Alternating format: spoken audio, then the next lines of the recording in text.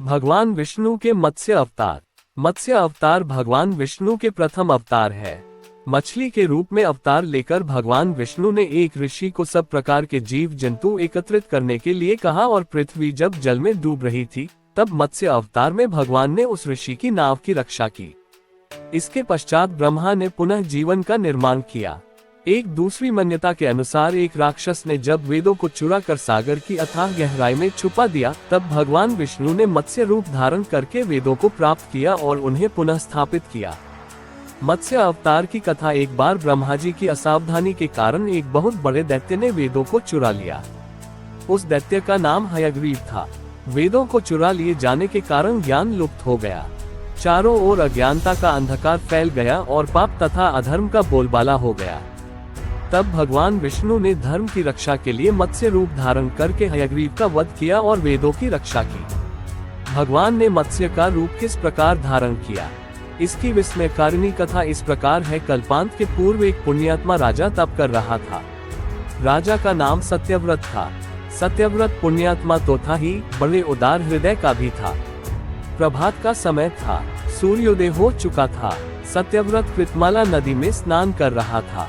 उसने स्नान करने के पश्चात जब तर्पण के लिए अंजलि में जल लिया तो अंजलि में जल के साथ एक छोटी सी मछली भी आ गई।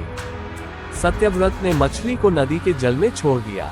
मछली बोली, राजन, जल के बड़े बड़े जीव छोटे छोटे जीवों को मारकर खा जाते हैं। अवश्य कोई बड़ा जीव मुझे भी मारकर खा जाएगा। कृपा करके मेरे प्राणों की रक्षा कीजिए। सत्यव्रत के हृदय में दया उत्पन्न हो उठी। उसने मछली को जल से भरे हुए अपने कमंडलू में डाल लिया। तभी एक आश्चर्यजनक घटना घटी। एक रात में मछली का शरीर इतना बढ़ गया कि कमंडलू उसके रहने के लिए छोटा पड़ने लगा। दूसरे दिन मछली सत्यव्रत से बोली, राजन, मेरे रहने के लिए कोई दूसरा स्थान ढूंढिए, क्योंकि मेरा शरीर बढ़ गया है। मुझे घूमने फिरने में बड़ा कष्ट होता है। सत्यव्रत ने मछली को कमंडलू से निकालकर पानी से भरे हुए मटके में रख दिया। यहाँ भी मछली का शरीर रात भर में ही मटके में इतना बढ़ गया कि मटका भी उसके रहने के लिए छोटा पड़ गया। दूसरे दिन मछली पुनः सत्यव्रत से बोली, राजन, मेरे रहने के लिए कहीं और प्रबंध कीजिए, क्योंकि मटका भी मेरे रहने के लिए छोटा पड़ रहा है।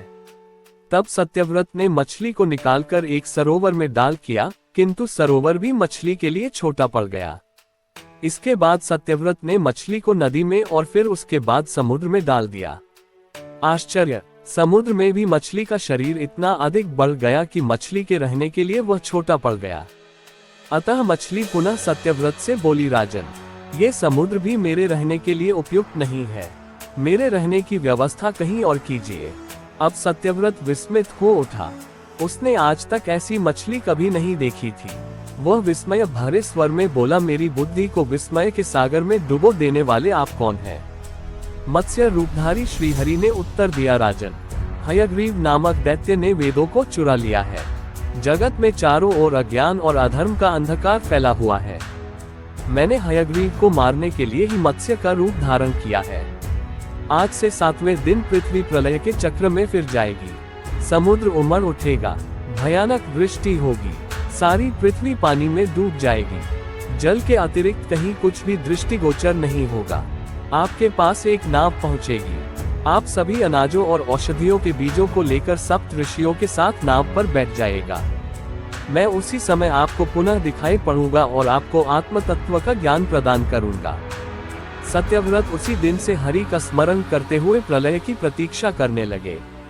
7वें दिन प्रलय का दृश्य उपस्थित हो उठा। समुद्र भी उमड़कर अपनी सीमाओं से बाहर बहने लगा। भयानक वृष्टि होने लगी। थोड़ी ही देर में सारी पृथ्वी पर जल ही जल हो गया।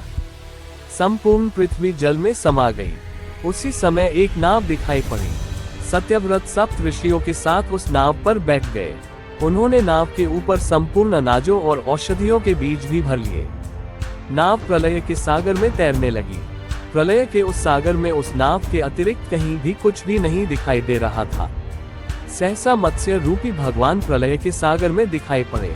सत्यव्रत और सप्त ऋषि गण मत्स्य रूपी भगवान की प्रार्थना करने लगे। भगवान से आत्मज्ञान पाकर सत्यव्रत का जीवन धन्य हो उठा।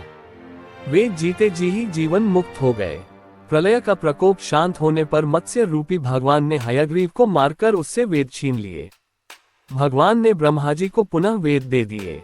इस प्रकार भगवान ने मत्स्य रूप धारण करके वेदों का उद्धार तो किया ही, साथ ही संसार के प्राणियों का भी अमित कल्याण किया।